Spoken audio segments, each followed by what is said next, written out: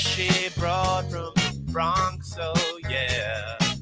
Don't be surprised if you wanna listen twice. Make decisions, find the right choice. Know yourself better, find your own voice. It's okay if you need help today, cause everybody needs a little push. From the Pushy Broad from the Bronx, New York.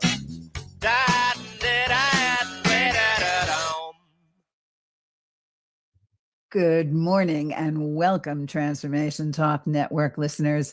My name is Ellen Stewart and I am the Pushy Broad from the Bronx. Welcome to my show, Recovery Recharge, where we share advice and support from experts in addiction and recovery. And today, that expert is me. This is Straight Talk with the Pushy Broad, and I have some really interesting topics for you today. I am going to dispel all the myths and legends that you have heard about recovery coaching, about addiction, all the stuff that's swirling around. We're going to get straight to it. No BS, the Pushy Broad way.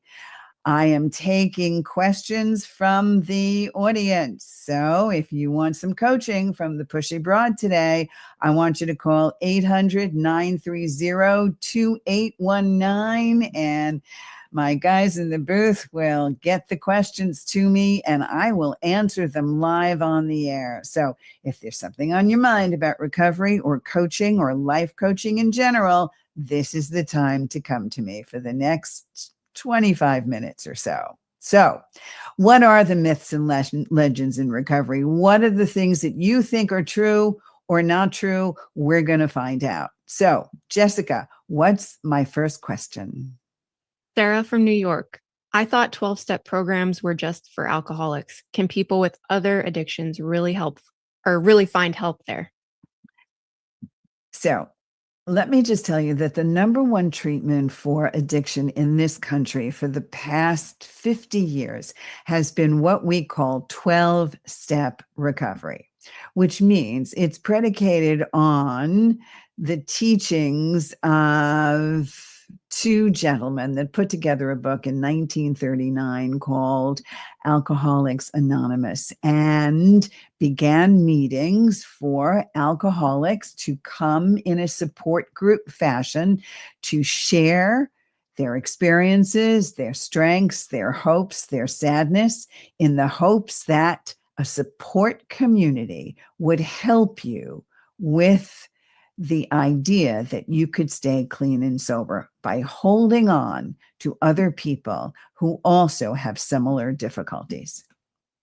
It was an ingenious idea, so ingenious that it has been alive and well since 1939.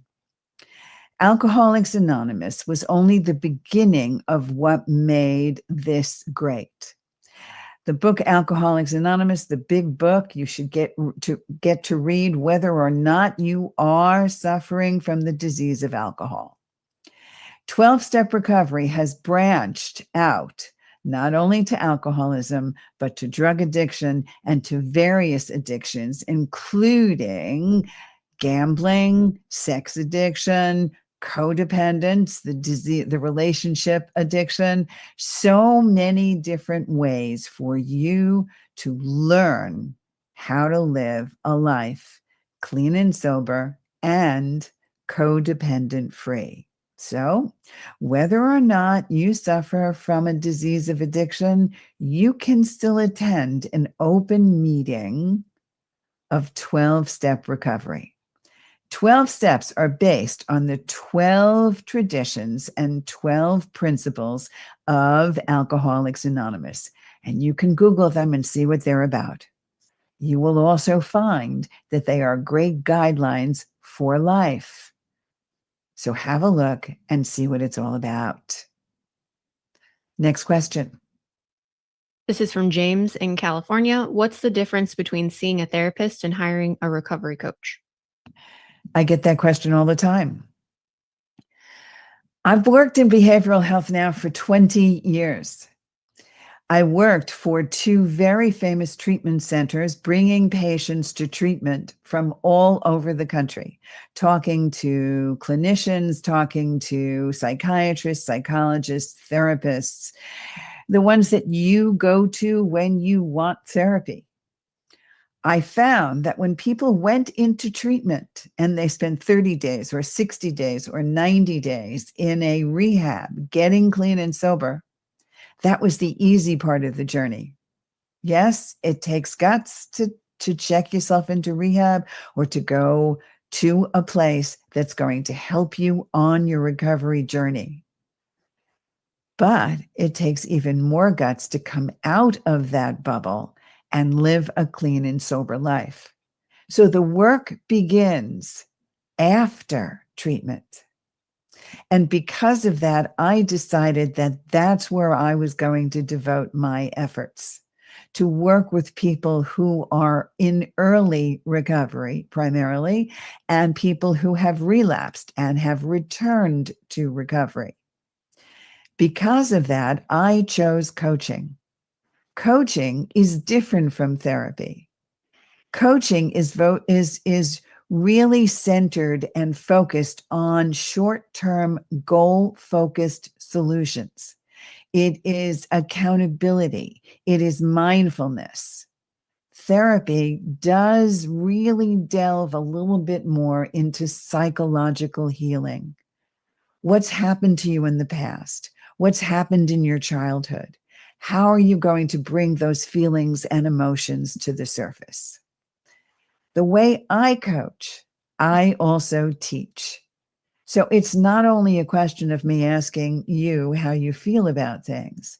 It's a question of me teaching you about the disease of addiction and how you handle everyday occurrences. Recovery coaching is very different from therapy. And if you want to see what that's actually like, life coaching or recovery coaching, then go to pushybroadfromthebronx.com, make an appointment with me for a free consultation and find out. In the meantime, if you have a question this morning, please call 800-930-2819. Thank you. Jessica, next question. We have Maria from Texas. I've heard addiction is just a bad choice. Is that really true? Yeah, I made a lot of bad choices for a long time before I became clean and sober, going on 40 years now. Very, very close to that. If I had to do it over again, would I be a recovering addict and alcoholic? The answer is absolutely not. But guess what? I did not choose to be an active alcoholic or addict. There is not one person that is addicted to anything, whether it's a mood altering substance or a drug or food or gambling or shopping or a person in a relationship that has chosen that. Nobody has chosen to be an addict. No one. We are addicted because we have a propensity. We are either influenced by genetics, environment, brain chemistry, all of the things that can possibly make up why my brain as an addict is different from yours if you are not. So addiction is not a choice, but recovery and remission is a choice. Jessica, next question. Tom from Florida. I thought people were cured after rehab. Is that true? You know, every single time I sit in front of a client or a parent, I turn around and say to them, I can't sprinkle magic dust, no matter how good a coach I am, and I consider myself fairly good. I can't sprinkle magic dust and make your cravings go away. I can't sprinkle magic dust on myself and make my own cravings go away. I just spent 24 days in Europe in countries where drinking was the number one thing to do for entertainment. And even though I am 39 years clean and sober, I sat there on many occasions and said, wouldn't it be nice just to have one drink? But then the rest of me, my brain, came back and said, boy, would I lose something, because there is no way on this planet I can have one drink. So the more we know about ourselves, the more we understand that addiction is a disease. And I know many of us out there, and I've interviewed many people who have also said that there is a cure, that there is a once in a lifetime, never have to deal with the addiction cravings again. In my lifetime, I have never seen that to be the case. I just know that it takes work, it takes tools, and it takes the understanding to know that I consciously make a choice whether or not I want to pick up a drink or a drug. I struggle with it, but I always know what I'm losing if I do. So my answer to this always is, there is no cure. There is only remission and recovery. And right now, mine has lasted for 39 years. Jessica, next question. Lisa from Illinois wants to know, are there alternatives to the 12 steps for recovery? Yes, Lisa, you don't have to be a 12-step fanatic. There are so many other things that you can do instead. There are so many different recovery models over the course of time. There's something called smart recovery. There are a few other things that you can look at. But basically, we talk about a set of rules and principles that are really easy to follow, that cut to the core, and not only help you with your addiction to either mood-altering substances or all the other things I mentioned before, but teach you how to live a good, behaviorally healthy life. And that's what recovery is all about. So go investigate, or come to pushybroadfromthebronx.com. Let's do a free consultation, and I will show you the other ways towards leading a life of recovery. Jessica, next question. Brian from Nevada, isn't addiction just a personal issue? Doesn't it affect only me? Yeah, if it affected only me, I wouldn't have destroyed everybody around me. There is not one addict or alcoholic on the planet that hasn't taken down everybody around them in their struggle to get clean and sober, right? We know the stuff we went through. We know how hard it is. We know how many relationships have just completely disintegrated. We know how many times our friends and family has given in to us, have walked away from us, have let us go completely. How many friends and family members have you lost over the years trying to get clean and sober? How many lies have you told? How many situations have you been in? How many secret lives are you pursuing in order to get that next score, that next high? How many? You don't think your friends know? You don't think your family knows? You think that you're alone in this? You are not alone in this. The person that you're destroying is you. But don't think for one moment that you're not destroying everybody else around you. I don't care how secret you think you're keeping yourself. The Pushy Broad is calling BS on that. I'm telling you right now. You involve everybody else around you. I don't care if you think you're a functioning drug addict or a functioning alcoholic. That's an oxymoron. There's no such thing. Everybody that you have affected in active addiction is fully aware of who you are and what you're doing. So understand, you take everybody down with you when you are not in recovery. So if you have a question for me today, we still have some time here. I'm talking for a few more minutes. 800-930-2819. Let me know what's on your mind today. It's a perfect time for us to talk. Jessica, next question. David from Oregon, can a recovery coach help me even if I haven't gone to rehab? Yes. I didn't go to rehab. I got clean in the rooms.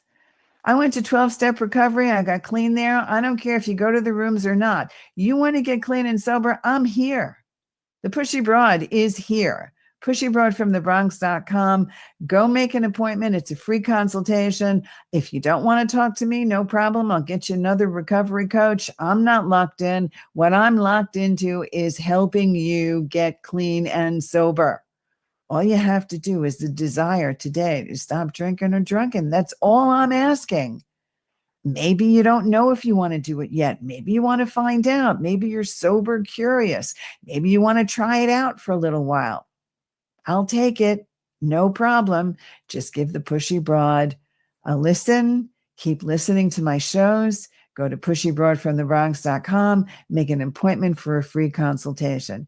Every single time I do one of these coaching shows, I get lots of people asking, and that's how you start the process. So it's always available to you, and it can start with a recovery coach. Jessica, next question. Emily from Washington. Do I have to wait until things are really bad to get help? Emily, I really wish you wouldn't wait until things are really bad before you got help. Because sometimes waiting till things are really bad means calling 911 and not just a recovery coach. We all know what really bad could be. Active addiction is the difference between life and death sometimes. Nothing short of that. I spent 20 years in this industry, and unfortunately, some of the people that I knew and some of the people that I have seen in this lifetime, in this 20 years, are no longer with us because they waited too long to make a phone call, to reach out for help. If you're that person out there right now that is struggling and is trying to tell yourself that it's not such a big deal and that you can handle it and it's going to be okay and it's not as bad as I think it is, I need you to know it is as bad as you think it is. And it's only going to get worse unless you decide to find out how to put an end to the roller coaster that you are on. And one of those ways is to go to pushybroadfromthebronx.com and make an appointment to talk to me. Let's see if you really do have a problem. Let's see if it's something that we should work on or not. If you're not sure, okay, let me talk to you for a little while, ask you some questions. We can determine whether or not you need to take action to get help. So if you have a question this morning, I'm here for a couple of more minutes, maybe 7 more minutes. 800-930-2819. Ask your question. I'd be happy to help you. Jessica, what's next? Evan from Massachusetts. Do I have to have a sponsor before going to a 12-step meeting? Yeah, I love sponsors. I love sponsors. I'm a big fan of sponsors. I'm a big fan of support and community. But no, that's not the first thing that happens. The first thing that happens is you walk into a meeting and you sit and you see and you listen. You don't have to participate. You don't have to talk. You don't have to know anything about 12-step recovery at all. All you have to do is be in the room. That's all. Nobody's going to bother you. Nobody's going to push you to say anything. All you have to do is sit in the room. Go to alcoholicsanonymous.com, narcoticsanonymous.com, find a meeting near you, find the app, find a place to sit and listen to what people are saying. That's how I started. I walked into a room and sat down. Only later, much later, when I heard other people speak, did I find someone that resonated with me. That's when I decided I wanted a sponsor. There are no rules in recovery. The only rule is that you have a desire to stop drinking or drugging. That's the only rule. You have a desire to do that. And maybe today you have that desire. So walk in and don't worry about the sponsor.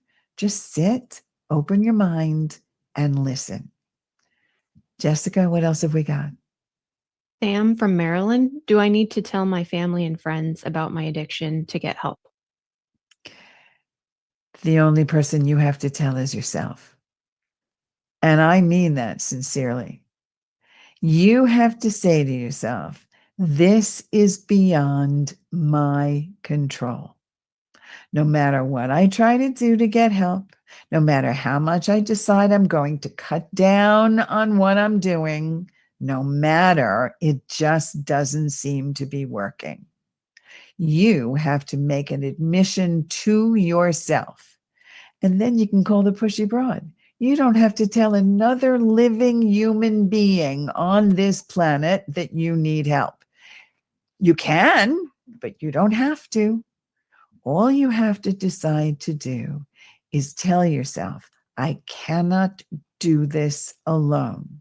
That's the first step in realizing how powerless you are over your addiction. It's also the first step in 12-step recovery. I admitted I was powerless over my addiction and my life has become unmanageable. So, who decides that? Nobody but you. And it's nobody's business but yours. Jessica, what else have we got? Anna from Pennsylvania. Is quitting substances the only goal of recovery?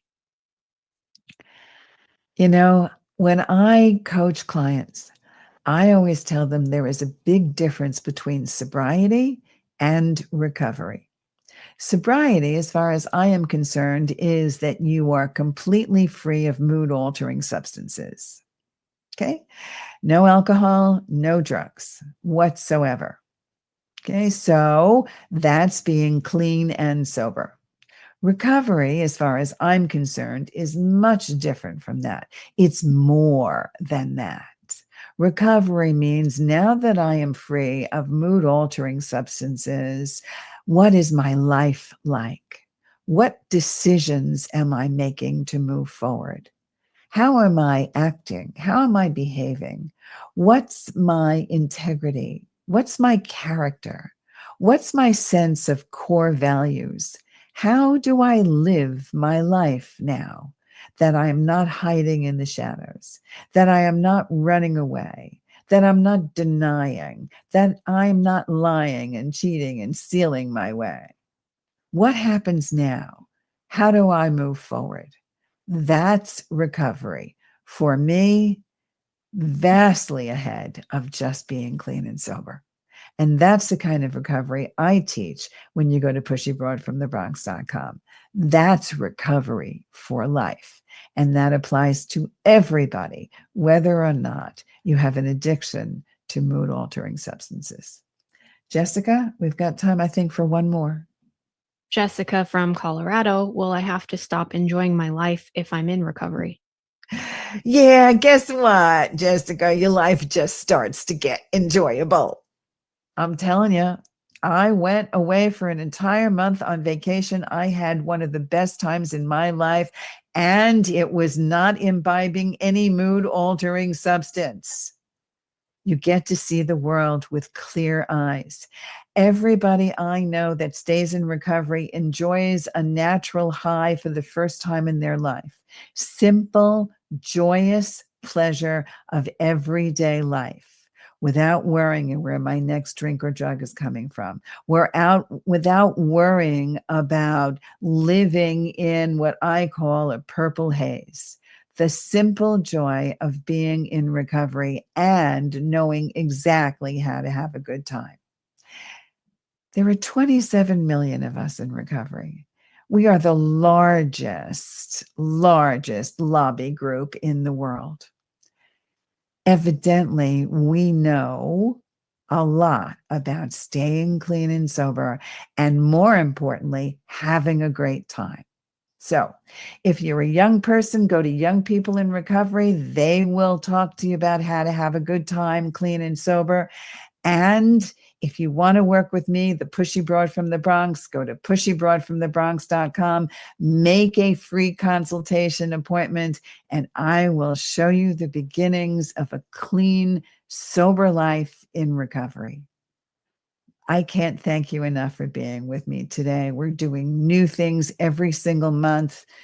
Take the first step. Summer's here, party time, do the right thing. Call the Pushy Broad. Have a wonderful day, and I'll see you next time. This is Ellen Stewart, the Pushy Broad from the Bronx, saying thanks for listening, and remember, everybody needs a little push.